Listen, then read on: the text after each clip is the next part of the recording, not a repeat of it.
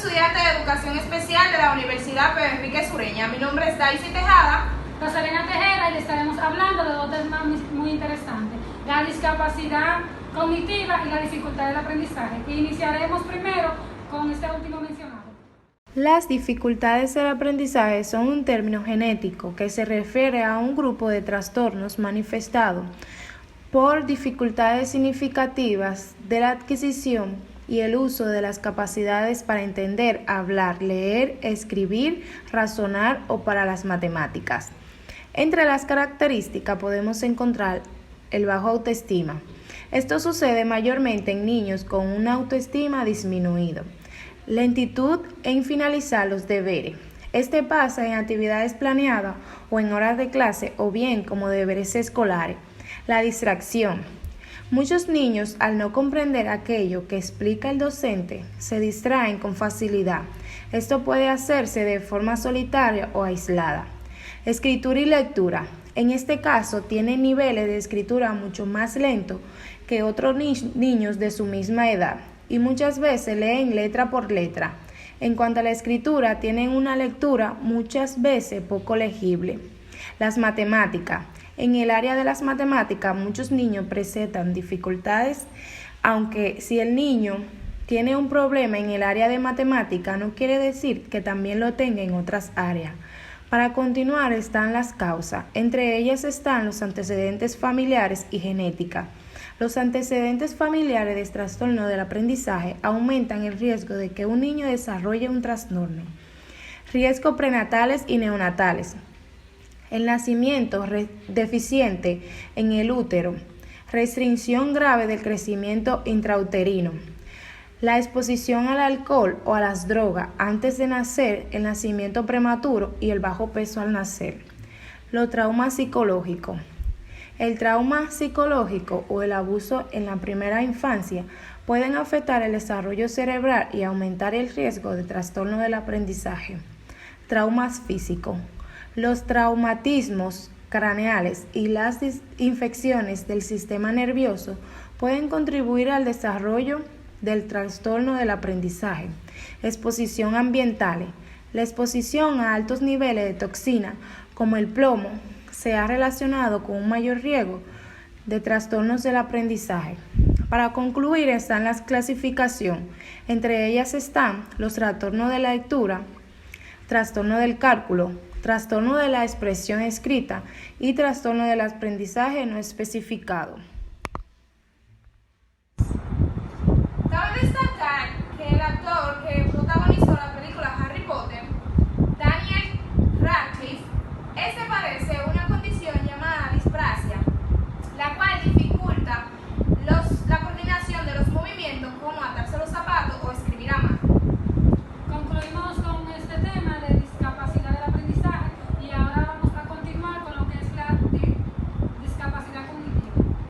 La discapacidad cognitiva e intelectual es un problema caracterizado por un crecimiento mental retardado, siendo esta una anomalía en el proceso del aprendizaje que hace referencia a la adquisición tardía e incompleta de habilidades intelectuales durante el desarrollo humano, lo que tiene como consecuencia limitaciones sustanciales en el progreso normal. Esta condición consiste en un funcionamiento de tipo intelectual variable que muchas veces se da junto a circunstancias asociadas en otras áreas de las habilidades de adaptación, como la comunicación, las habilidades sociales, el cuidado personal, la salud, el desenvolvimiento en el hogar, las habilidades académicas, el ocio y el trabajo. La discapacidad intelectual tiene múltiples y variables causas. Puede surgir a partir de enfermedades genéticas y metabólicas, por causas prenatales como exposición al alcohol, tóxicos o infecciones congénitas, causas perinatales como asfixias, infecciones y prematuridad extrema. Otras postnatales como exposición a tóxicos, infecciones, traumas y accidentes vasculares. En muchos casos, especialmente en la discapacidad leve, las causas no logran identificarse. Existen diferentes tipos de discapacidad cognitiva o intelectual. La discapacidad cognitiva leve se caracteriza porque quienes la tienen se sitúan entre un 50 y 70 de cociente intelectual.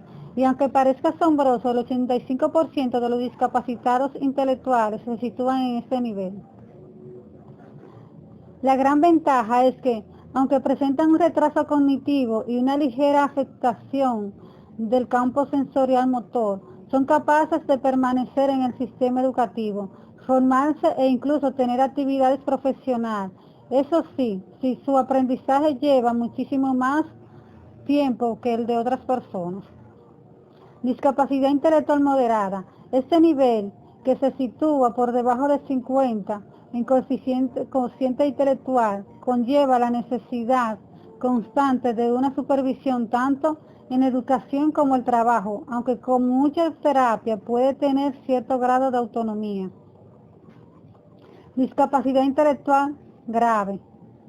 Es cuando el cociente intelectual se halla entre un 20 y 35, haciendo que quienes la padezcan necesiten una supervisión muy continua, ya que casi siempre se presenta con daño a nivel neurológico.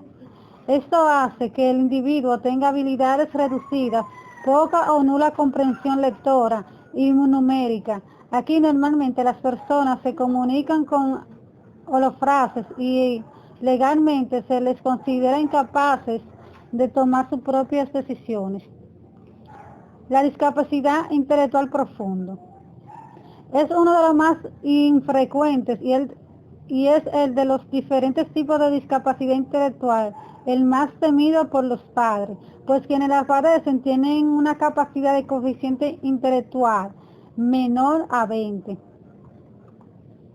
Esto implica un cuidado de forma permanente y la tasa de supervivencia es muy baja, ya que suele aparecer acompañada de problemas neurológicos. En otros, sus habilidades motoras son limitadas y su capacidad comunicativa es bastante baja o inexistente. Hemos llegado al final y lo que debemos entender es que no es solo lo mal que hemos estado clasificando los diversos tipos de discapacidad intelectual, sino que cada persona en cada nivel es única y necesita de cuidados diferentes.